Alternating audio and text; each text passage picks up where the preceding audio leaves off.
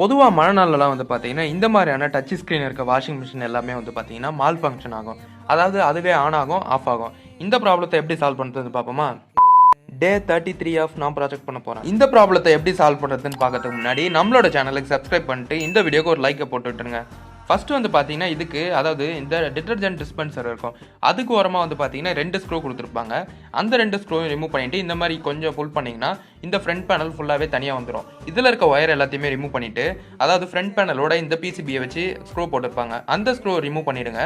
Remove பண்ணனே உள்ள 2 PCB கொடுத்துருப்பாங்க, அதாவது டிஸ்பிளே பிசிபி, மெயின் பிசிபி.